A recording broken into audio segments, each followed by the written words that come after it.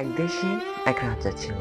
যে রাজাটির মেয়ে ছিল খুবই অন্ধ এবং সে অন্ধ মেয়েটিকে সে এক ভৃত্যের সাথে অর্থাৎ রাজবংশের এক ভৃত্যের সাথে বিয়ে দিতে চায়।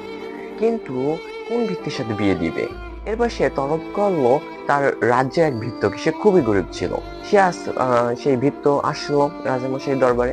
সে ভৃত্য বলল, রাজামশাই আমি কি করেছি, আপনি কেন আমাকে দেখেছেন? তখন রাজামশাই বলল, তুমি কি আমার মেয়েকে বিয়ে করবে? তো চিন্তিত হয়ে গেল যে আপনার মেয়ে একজন অন্ধ, আমি তাকে বিয়ে করব, আর আমার তো এত সাধ্য নেই আপনার মেয়েকে খাওয়ানো, আপনার মেয়ের ভরণ পোষণ দেখানো, কি করবে সে? তখন রাজা মহাশয় বলল, আমি তো আমার সম্পত্তির প্রায় 70% তোমাকে আমি দিয়ে দিব, তুমি কি তারপর বিয়ে করবে না?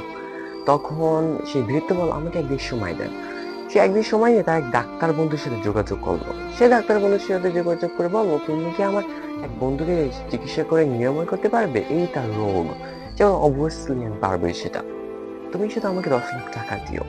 সে বলে, আচ্ছা ঠিক আছে দিয়ে দেবো। কারণ 70% থেকে বা 70% সম্পত্তি থেকে প্রায় 12% সম্পত্তি বিক্রি করলে 10 লাখ টাকা হয়ে যাবে, ওটা কোনো ব্যাপারই ছিল না তখন।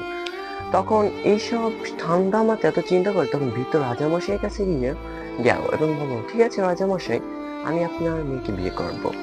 এবং বিয়ে করার ঠিক 1 বছর পরে সে তার ডাক্তারের কাছে দেখা গেলো এবং সম্পত্তি 12% অন্য কাউকে বিক্রি করলো এবং তার সুন্দরভাবে তার যে বন্ধু ছিল তার চোখের যে সমস্যাটা ছিল সেটাও নিরাময় করে দিল এবং সুখে শান্তি তার জীবন অতিবাহিত করতে থাকলো।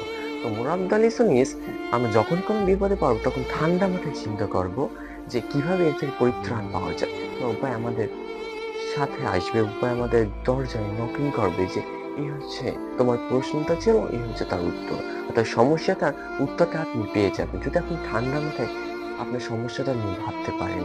তো অবভিয়াসলি আপনি সেটার উত্তরও পেয়ে যাবেন এবং সেই সমস্যা থেকে পরিত্রাণও পেয়ে যাবেন।